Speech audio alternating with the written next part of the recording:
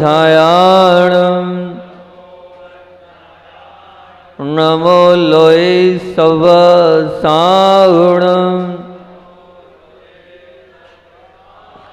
नमो अरिहंताणं नमो सिद्धाणं नमो आयरियाणं नमो वज्रायाणं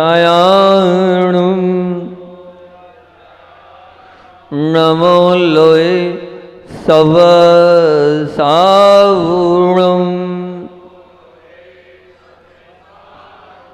नमो अरुहंताणं नमो सिद्धाणं नमो आयरियाणं नमो वज्रायाणं नमो लोये सव सावणं। बोलिए देवादिदेव 1008 मोलांक श्री पांचनाथ भगवान की, समूषण में स्थित समस्त प्रभुओं की जय। परोपकारी आचार्य भगवंत विद्यासागर जी महामुनि राज की जय।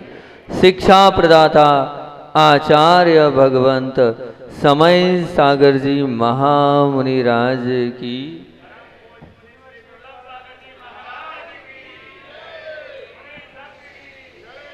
ये तीर्थंकर बनने की कला को आत्मसात करना है, भगवान बनना है, भगवान के बाजू में बैठना है और वह तीर्थंकर बनने की आत्मकला को सीखना है।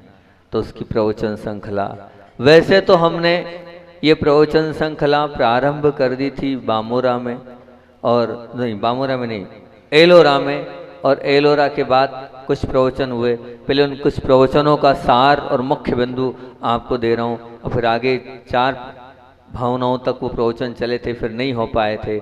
उन्हीं भावनाओं को आगे मैं बताते जाऊंगा। शुरुआत और मंगलाचरण है दर्शन विशुद्धि भावना का। तो पहले मंगलाचरण करता हूँ कि तीर्थंकर बनना है तो आस्था को जीवन में लाना होगा, तीर्थंकर बनना है तो अनास्था को जीवन से दूर करना होगा, तीर्थंकर बनना है तो अंधी आस्था को जीवन से हटाना होगा, तीर्थंकर बनना है तो निर्मल आस्था को जीवन में उतारना होगा, तीर्थंकर बनना है तो परम निर्मल आस्था को जीवन में पाना होगा। 5 बिंदु बहुत अलग अलग और बहुत महत्व को रखने वाले हैं। कि देखा आपने कोयले को तो देखा होगा, कोयले से ढका हुआ, कोयले से लिपटा हुआ होने के बाद भी वो हीरा क्या चमक है, क्या दमक है, क्या आभा है, क्या उज्ज्वलता है, क्या प्रकाश है, क्या उसका अनुपम स्वरूप है, वो नहीं मालूम पड़ता। जब हीरे से वो कालापन, वो परत हटती है और सच्ची परत अपने आप उसकी दिखने लगती है, उसकी वो चमक, काय की चमक, वो कोयले की चमक नहीं, वो हीरे की चमक, वो धमक, वो उज्ज्वलता, वो प्रकाश, वो अनुपम स्वरूप प्रकट होता है। इसी प्रकार संसारी प्राणी भी कोयले से लिपटे हुए ही हीरे की भांति है। जब वो कर्म की कालिक हटती है तो वो चमक, वो दमक, वो आभा, वो उज्ज्वलता, वो प्रकाश, वो सब कुछ अनुपम स्वरूप दिखने लगता है। ये निश्चित मान के चलना, वो दिव्य आभा का दर्शन होता है, लेकिन कर्म की कालिका हटने के बाद ही वो आभा, वो अनुपम स्वरूप देखने को मिलेगा। हमारी आस्था के भगवान, 3 लोक के नाथ तीर्थंकरों ने भी अपनी आत्मा के स्वरूप को, अपनी आत्मा के अंतरंग रूप को इसी प्रकार से प्रकट किया है जिसके आलोक से सारा लोक आलोकित प्रकाशित हो रहा है। उस अनुपम स्वरूप को, उस उज्ज्वलता को, उस दमक को, उस चमक को, उस आत्म स्वरूप को, उस आभा को हमारे तीर्थंकर भगवान ने भी प्रकट किया है। कैसे किया है? प्रश्न ये है कि आखिर तीर्थंकर क्या हम नहीं बन सकते? क्या हमारे अंदर वो कला नहीं है? क्या हम भगवान के बाजू में नहीं बैठ सकते? क्या हमारे अंदर वो स्वरूप, वो आत्म स्वरूप को प्राप्त करने की उपलब्धता नहीं है? निश्चित रूप से आप भी तीर्थंकर बन सकते। हम लोगों के बीच से ही निकलकर वो भगवान बने। जब हम लोगों के बीच से वो भगवान बने तो क्या हम भगवान नहीं बन सकते? हमारे अंदर भी वो क्वालिटी है, और इसी क्वालिटी को लेकर, उसी हमारे अंदर के स्वरूप को लेकर आचार्य उमा स्वामी महाराज ने 5वें अध्याय में जो सूत्र लिखा है, वो बहुत महत्वपूर्ण सूत्र लिखा है। वो लिखा है तीर्थंकर प्रकृति का बंध कैसे होता है। 6वें अध्याय का वो सूत्र क्या हैगा? दर्शन विशुद्धिर वनय संपन्नता शीलवतेषु निचारो भीक्ष्ण ज्ञान उपयोग संवेगो शक्ति तस्त्याग तपसी साधु समाधिर वैयाव्रत कर्ण मृहदाचार्य भविष्यत प्रवचन भक्तिरावश्यका। आगे परिहार निर्मार्ग प्रभावना प्रवचन वत्सलत्वमिति तीर्थ करत्वस्य। ये तीर्थंकर प्रकृति के बंध का सूत्र आचार्य उमा स्वामी महाराज ने हजारों वर्ष पूर्व लिख दिया है। और सबसे पहली भावना लिखी उन्होंने दर्शन विशुद्धि भावना। क्या होती है दर्शन विशुद्धि भावना? तो उस पर आपसे मैं बात कर रहा हूं कि दर्शन विशुद्धि भावना क्या होती है। जो मंगलाचरण किया कि तीर्थंकर बनना है तो आस्था को जीवन में लाना होगा। भगवान, आस्था तो सबके अंदर है, और आपकी आस्था कहाँ है? बिना आस्था के कोई जीव नहीं है। यहाँ आपके पास आत्मा है, उस आत्मा का कहीं ना कहीं श्रद्धान होगा, कहीं ना कहीं आपकी आस्था होगी। वो आस्था बहुत काम की बात।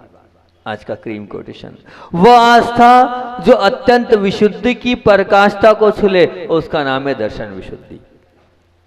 वो आस्था जो अत्यंत विशुद्धि की पराकाष्ठा को छूले, उसका नाम है दर्शन विशुद्धि। अपनी आस्था को टटोलो, उसकी क्वालिटी को देखो, उसकी गुणवत्ता को परखो, उसका विश्लेषण करके देखो, और फिर आगे की बात करेंगे अपन। भीतर झांको, आस्था है या नहीं। आप कहोगे आस्था है, तभी तो यहाँ पर आपके चरण में बैठे हैं। हम सब जितने बैठे हैं, हमारे अंदर, सबके अंदर आस्था है। क्योंकि किस पर आस्था है? देव पर आस्था है। बोलो है? बहुत अलग बात करूंगा, बिल्कुल अलग। देव पर आस्था है, भगवान पर आस्था है, बहुत बढ़िया।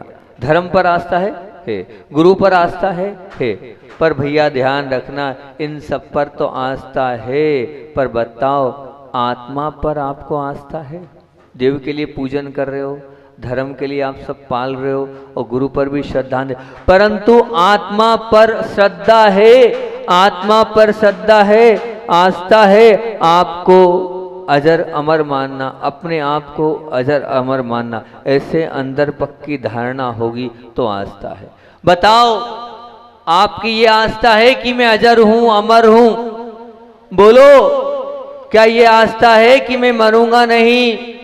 ये आस्था है आपके अंदर? अगर ये पक्की धारणा है और ये पक्की आस्था है, तो आप ये मान के चलना आप सम्यक दर्शन की, दर्शन विशुद्धि भावना के अंदर है। तेरा मेरा एक स्वभाव, ये मानना बहुत कठिन कार्य है। तेरा मतलब किसका? वो भगवान का। और मेरा मतलब क्या? मेरी आत्मा का। तेरा मेरा एक स्वभाव, ये मानना बहुत कठिन कार्य है। देव पर आस्था पूजन भक्ति से नहीं, तब तक उनके जैसा मेरे अंदर बैठी वो आत्मा, ये नहीं मानोगे, तब तक आप दर्शन विशुद्धि पर नहीं पहुंच पाओगे। निश्चित मान के चलना, वो छवि जो बाहर दिखती है, वो अपने अंदर के अंदर प्रसन्नता वैसी दिखे, वो मेरा स्वभाव। मतलब जो भगवान का स्वभाव है, वो मेरा स्वभाव है। अगर आपने स्वीकार कर लिया तो बहुत अच्छी बात हैगी, तो दर्शन विशुद्धि की ओर आप जा रहे हो। खुद को भगवान पर सच्ची आस, मतलब क्या? खुद के भगवान, खुद को यानी खुद के भगवान पर सच्ची आस्था रखो। मैं खुद भगवान हूँ, यह मानना और उसे जानना होगा, तभी भगवान के पास जाना और उनको पाना होगा। जब आप ये मानोगे कि मैं भगवान आत्मा हूँ, तभी आपकी वो निर्मल आस्था कहलाएगी। नहीं तो भी आस्था में बट्टा लगा हुआ है। जिस समय आत्मा को भगवान मान लोगे, जीवन के सब उतार चढ़ाव समतल लगने लगेंगे। क्या बोल रहा हूं? ध्यान से सुनना, बहुत काम की बात। क्या बोल रहा हूं? जिस समय आत्मा को भगवान मान लोगे, जीवन के सब उतार चढ़ाव समतल से लगने लगेंगे। बस आत्मा को भगवान मान लो। आपने आत्मा को भगवान नहीं माना है, आपने आत्मा को उस स्वरूप को समझा नहीं है। आप तो बस ये मान रहे हैं कि देव शास्त्र गुरु को पूजना ही सम्यक है। ध्यान रखना, बहुत उथली परिभाषा है। बस आपको क्या मानना है? मानना ये है मैं कर्म बंध से रहित हूँ, मैं शुद्ध ज्ञाता दृष्टा हूँ, मैं एक आत्मद्रव्य हूँ, मैं अबद्ध हूँ, मैं अस्पष्ट हूँ, मैं श्रद्धा का स्वामी हूँ, आत्मा ही मेरी श्रद्धा है। ये अगर आपके अंदर आस्था है तो बहुत अच्छी बात है। मतलब क्या बात बोल दी यहाँ पर, यहाँ बोल देव शास्त्र गुरु को तो स्वीकार ही नहीं कर रहे हैं। यहाँ क्या बोल रहे हैं? यहाँ बोल रहे हैं आत्मा, मतलब आत्मा को भगवान मानना है। मुझे कर्म नहीं छू सकते, मुझे दुनिया में की कोई ताकत मुझे प्रभावित नहीं कर सकती। अर्थात ध्यान रखना, देव शास्त्र गुरु पर सच्ची आस्था रखने वाला सम्यक दर्शन होता है, सम्यक दृष्टि होता है। ये बहुत उथली परिभाषा है, ये बहुत ऊपर की परिभाषा है।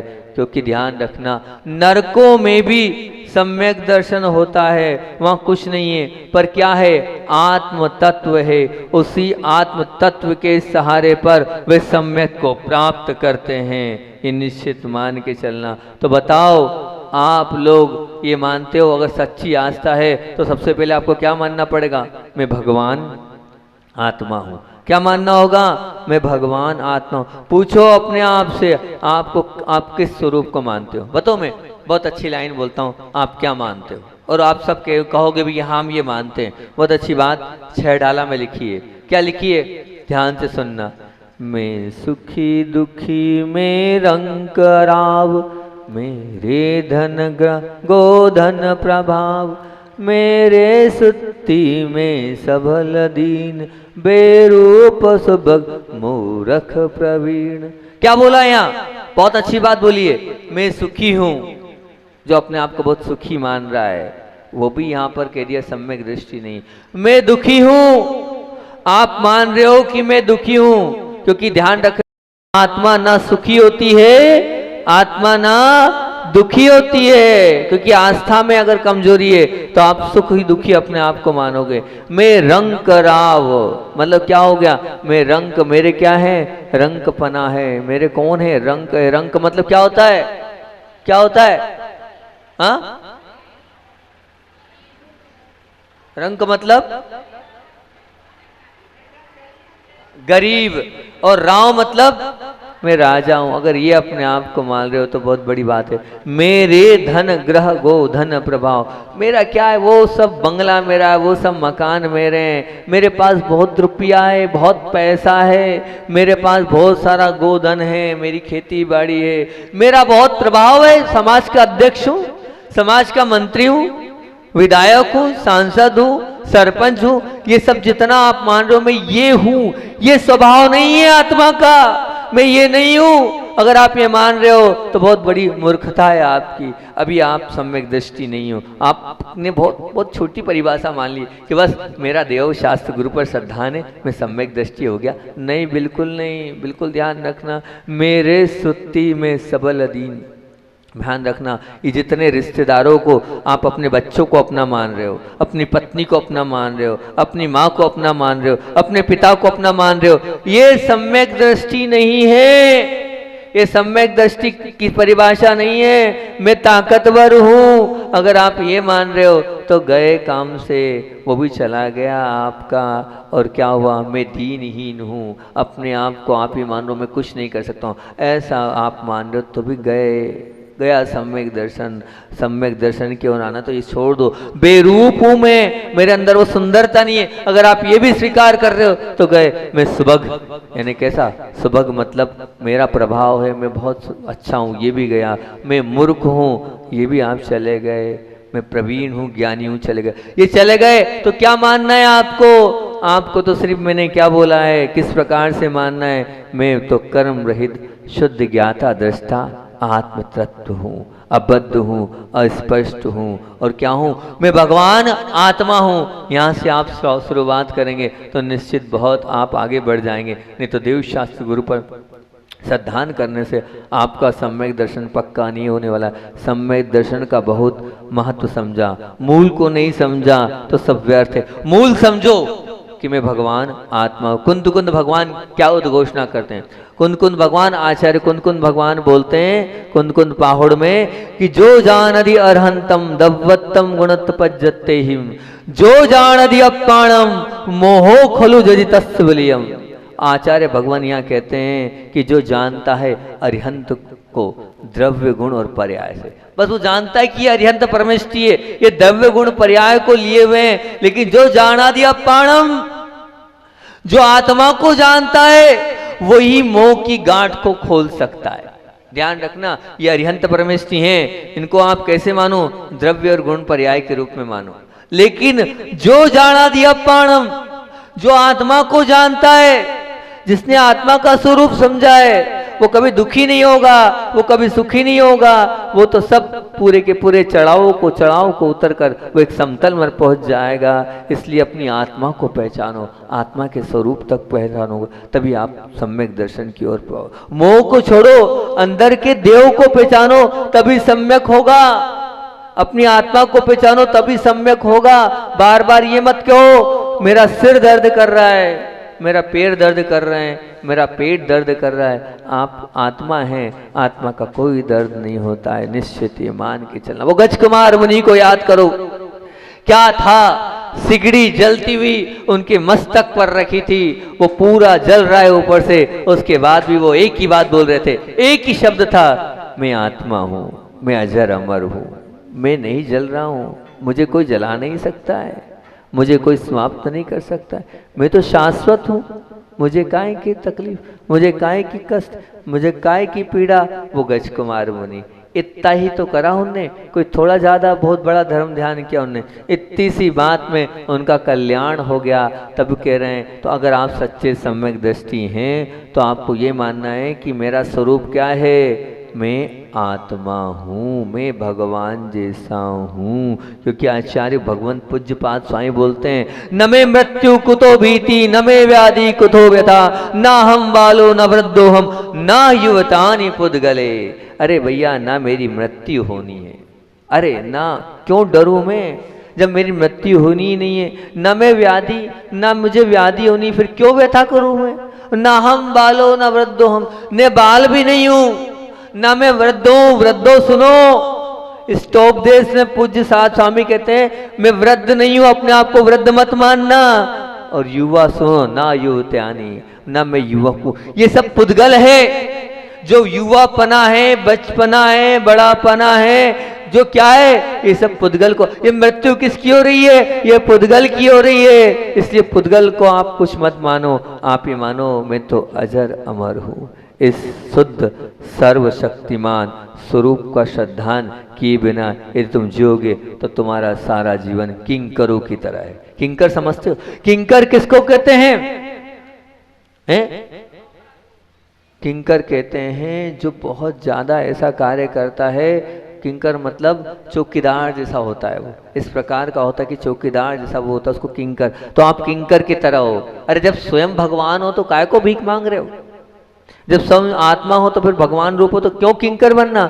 हाँ, ये भगवान हैं, निश्चित भगवान हैं, इनके जैसा बनना है, इनके स्वरूप को प्राप्त करना है, तो सबसे पहले इनके स्वरूप को प्राप्त करना है। तो इनके जैसा मैं हूँ, मैं शुद्ध हूँ, मैं अविनाशी हूँ, मैं शुद्ध आत्म तत्व हूँ, मैं कर्म रहित हूँ, मैं देह रहित हूँ, मैं मोह रहित हूँ, मैं राग रहित हूँ, मैं द्वेष रहित हूँ, मैं सारे विकार रहित हूँ, मैं शुद्ध ज्ञाता दृष्टा की भावना से युक्त हूँ। ऐसी भावना जब आप भाओगे तब तीर्थंकर प्रकृति का बंध आप कर पाओगे। ये दर्शन विशुद्धि की सच्ची आस्था बोलती है। मैं शुद्ध हूँ कहने से काम नहीं चलेगा, आत्मा और शरीर को भिन्न भिन्न मानना होगा। जब मच्छर काटे और तब जो है तब भी आपके चेहरे पर प्रसन्नता दिखे तो समझ लेना आपके मन में अभी आत्मा और शरीर अलग अलग है। इसके प्रति आपकी अंदर से आस्था प्रबल हो गई है, नहीं तो नहीं। जब प्रतिकूलताओं में भी आस्था आपकी प्रबल बन जाए तो समझना बहुत अच्छी बात है। कल 20 बिंदु आप लोगों को मैंने दिए थे, 20 बिंदुओं की बात आप लोगों से करी थी कि 20 बिंदुओं को आप ध्यान रखना, बहुत अच्छे से ध्यान रखना। बीच में वो 20 बिंदु याद आ गए तो कल को मैं वो रिवाइज कर देता हूँ वो 20 बिंदुओं को, और फिर आगे की बात करूँगा, क्योंकि मुझे बहुत अच्छा लगा। कल मैंने 20 बिंदु दिए। हमारे बीच में ऋषभ जी जो हैं वनगांव वाले बैठे हैं।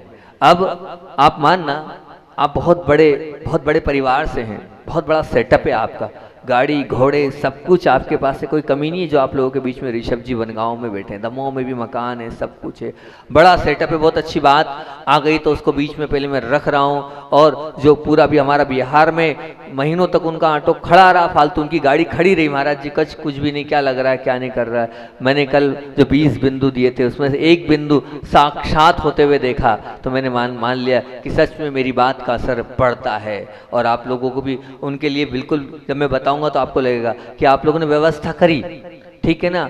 और व्यवस्था जो दी थी वो ऐसी व्यवस्था थी, अगर आप देखेंगे जहाँ पानी भी नहीं, जहाँ वहाँ लेट बात में पानी ले जाना पड़ता है, उस मकान में उनको पहुँचा दी गया। लेकिन उन्हें किंतु परंतु कुछ नहीं बोला। कहाँ उनका वो ऐसा घर और कहाँ वो ऐसा घर। मैंने पूछा क्यों, व्यवस्था हो गई? नहीं महाराज जी बहुत अच्छी व्यवस्था हो गई। हमने कहा वो बढ़िया हाँ सोनी जी की व्यवस्था। हमने कोई दूसरे सोनी जी बोला था, वो कहीं दूसरे सोनी जी के ऊपर पहुंच गए, लेकिन उन्होंने मुख से ये नहीं कहा कि वहाँ कोई व्यवस्था नहीं है, कोई व्यवस्था नाम की चीज नहीं। ये कहलाता है स्वीकार भाव। प्रतिकूल परिस्थिति में भी इतने बड़े व्यक्ति होने के बाद भी उन्होंने ये नहीं कहा ऐसा वैसा। फिर जब मुझे पता चला, मैंने कहा भाई थोड़ा व्यवस्थित स्थान तो जो पानी हो, हवा हो, व्यवस्थित हो, आपने ऐसे स्थान पर पहुंचा दिया। वो तो यही कहेंगे मैं बहुत अच्छा, क्योंकि मैंने जो 20 बिंदु आपको कल दिए थे कि स्नेह के पुष्पों की वर्षा हो रही है, पहला बिंदु बोला था। दूसरा मेरे एक ही भगवान, तो आज प्रारंभ कर दिया है मैंने अपने आप को भगवान, मेरे जब बना लो मैं भी भगवान और वो भी भगवान। और फिर निरंतर मिलन हो रहा है प्रभु से, और भगवान को गुरु को अपने हृदय तखत पर बिठाना है। रोज सुबह प्रातः काल इन 20 बिंदुओं को रोज रिवाइज कर रहा हूँ ध्यान में मैं, ताकि आपकी पक्की धारणा बन जाए। ध्यान रखना, सजना नहीं है, सवरना नहीं है, अगला बिंदु था 5वें नंबर का। फिर उसके बाद बोला मोबाइल को यथायोग्य त्याग करना है। फिर आपका 7वें नंबर का बिंदु था मौन रखने का प्रयास करना है। 8वें नंबर का बिंदु था कि भगवान और मेरे बीच में जो है उसको किनारा करना है। 9वें नंबर का बिंदु था सिर्फ एक के लिए समर्पित हो जाना है। 10वें नंबर का बिंदु था फोकस जो करूंगा वो एकाग्रता से करूंगा। ये जो 32 दिन है इसमें शुद्धि बढ़े, विशुद्धि बढ़े, तन्मयता बढ़े, और साथ साथ में अनुशासन का समय पर हो पालन, बिल्कुल ये ध्यान रखना है, नहीं तो कोई मतलब नहीं। एक एकाग्रता सत, एक रस स्थिति कि जो मिलेगा उसको स्वीकार लूंगा।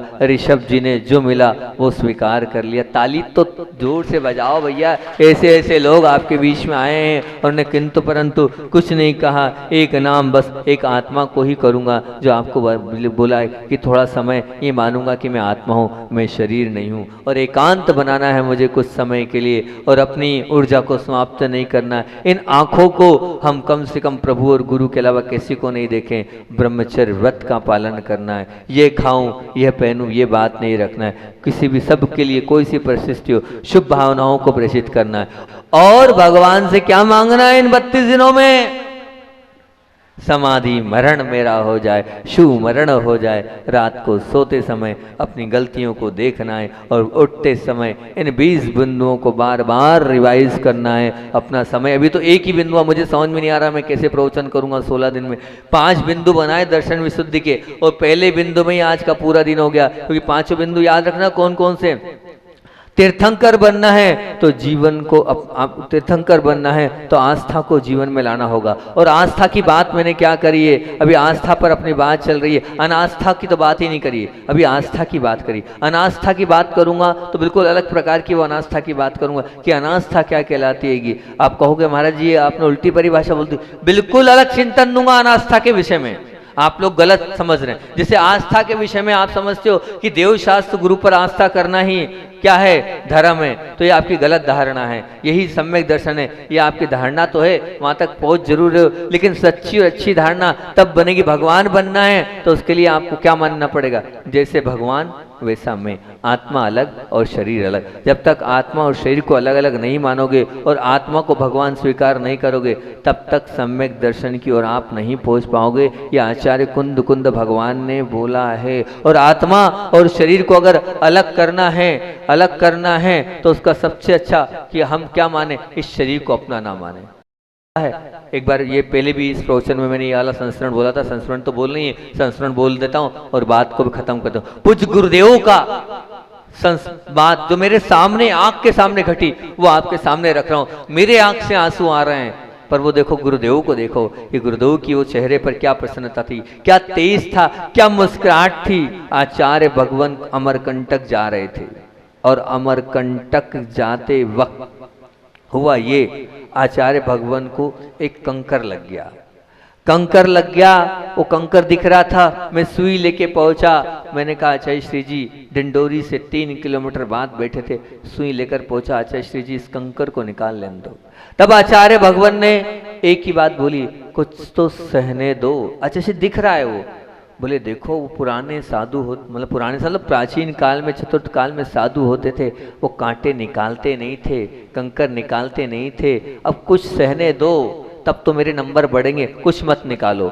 मैं कह रहा हूँ आचार्य से निकाल लेने दो, वो कह रहे हैं कुछ मत निकालने दो। मैं भी देखता हूँ मुझे कितनी देर तक नहीं चलने देगा और कहाँ तक परेशान करेगा, उसको सहने दो मुझे। बात वहाँ खत्म हो गई। वो जो कंकर था वो और अंदर चला गया और वो घाव करता गया, बड़े आगे और बड़े आगे और बड़े आगे। आगे जाके ये देखते हुए इसको कहते हैं सहना परिचय। सामने दिख रहा है, उसके बाद भी उपचार नहीं कराना। आगे स्थिति ऐसी बन गई गुरुदेव की कि वो एक कदम नहीं चल पा रहे थे, इतना पैर में दर्द था। सामने अमरकंटक चतुर्मास दिख रहा था, इतना बड़ा सफर है, कैसे तय करेंगे। आचार्य श्री ने कहा कोई बात नहीं, प्रभु भी मेरी परीक्षा ले रहा है और गुरु भी मेरी परीक्षा ले रहा है। ये स्थिति बन गई कि एक दिन पूरे संघ को आगे कर दिया। आचार्य भगवान अपने, अभी तो चले वृद्ध अवस्था में, उस समय की बात कर रहा हूँ, 20 साल पुरानी बात कर रहा हूँ आपके सामने। उस वृद्ध अवस्था में आचार्य श्री को एक एक कदम चलना मुश्किल पड़ रहा था। 3 किलोमीटर पूरा संघ को आचार्य श्री ने चिल्ला के आगे भेज दिया। मैं और आनंद सागर जी और आचार्य श्री 3 साथ चल रहे थे। पुराण सागर जी महाराज जी रुक गए। उन्होंने कहा मैंने 2 की परमिशन दी थी, आप कैसे रुके यहाँ? ऐसा डांटा, ऐसा गुरुजी ने कहा सिर्फ 2 रुकेंगे मेरे साथ, उस मकान में उस कमरे में जगह नहीं, जल्दी जाओ। तो पुराण सागर जी को भी आगे भेज दिया। मैं पुण्यशाली, बहुत अपने आप को पुण्य मानता हूँ कि आचार्य श्री ने मुझे अलग नहीं किया। आनंद सागर जी और हम तीनों जा रहे थे, आचार्य श्री को लेके साथ गए। 3 किलोमीटर चला। अगले दिन स्थिति और खराब थी। रात को हमने आचार्य श्री से निवेदन किया, आचार्य श्री इस पर पुलटिस लगाने, हो सकता है ये बाहर आ जाए। आचार्य श्री मुस्कुराने लगे, ना हाँ बोला ना बोला। रात को हमने अलसी का पुलटिस बनाकर उनको लगाया, लेकिन सुबह जो देखते हैं तब भी उनकी वेदना कम नहीं हुई और वो चलते गए। अब उसमें पस पड़ गई पाँव में, पस पड़ 2 किलोमीटर चल पाए हम और वो संघ 5 किलोमीटर पर आहार पूरा रुका। अब डॉक्टर सुनील जी डिंडोरी वाले आए अपनी पूरी टीम को लेकर और उन्होंने निवेदन किया, आचार्य श्री जी आपको इसमें जो है किसी भी तरह से शून्य करना पड़ेगा और इंजेक्शन लगाना पड़ेगा, क्योंकि वो अंदर जा चुका है पत्थर और उसको निकालने के लिए हमें पूरे के लिए आपको करना पड़ेगा। तो आचार्य श्री मुस्कुराते हुए बोले, देखो भैया, हाँ इतना जरूर है, जितना सहन करना था मैंने सहन किया।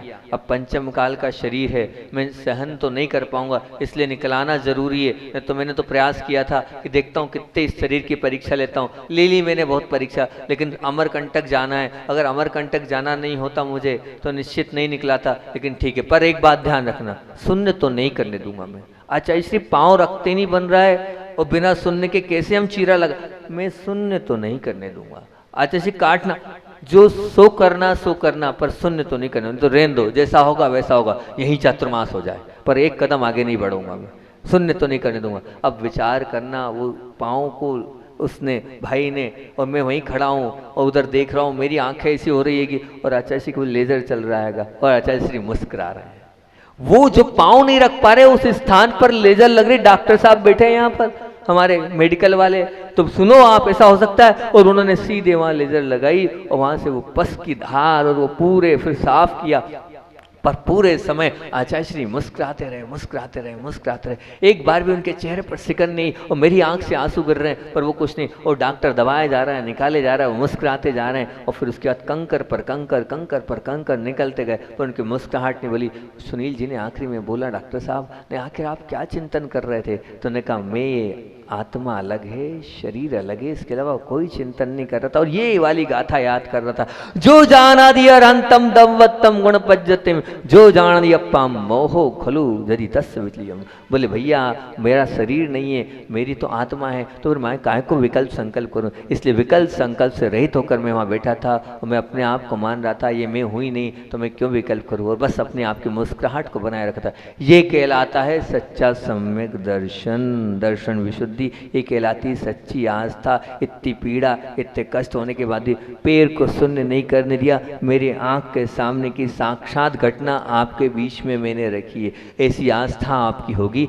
तब आप सम्यक दृष्टि कहलाएंगे, तब दर्शन विशुद्धि आपके जीवन में आएगी। मात्र देव शास्त्र गुरु को मानना ही सच्ची आस्था नहीं है। सच्ची आस्था ये आत्मा अलग है और शरीर अलग है, इसको आप स्वीकार करेंगे तो बहुत अच्छी बात होगी। और कल का जो प्रवचन होगा, अनास्था के 8 बिंदु आपके बीच में रखूंगा, वो अनास्था की बात ही कुछ अलग होगी। आज का जो बिंदु है, मुख्य बिंदु यह है कि वह आस्था जो अत्यंत विशुद्धि की पराकाष्ठा को छूले, उसका नाम दर्शन विशुद्धि है। और दूसरी बात क्या है, या मैंने जो बोली है कि ये बोली है, मैं कर्म बंध से रहित शुद्ध ज्ञाता दृष्टा आत्म द्रव्य अबद्ध हूँ, अस्पष्ट हूँ। ये श्रद्धा हमें अंदर अपने अंदर लानी है। और इस छह डाला की लाइन को भी याद रखना, मैं सुखी दुखी में रंग कराओ। रंग कराओ से मतलब क्या है, मेरे कोई शत्रु नहीं है, ये मानना। आपने वो बोल दिया था, गरीब गरीब तो नीचे आ रहा है, दीन तो नीचे आ रहा है, रंग मतलब मेरा कोई शत्रु नहीं है, ये मानना है। और मैं सर्वशक्तिमान स्वरूप आत्मा हूँ, इस बात को आपको ध्यान रखना।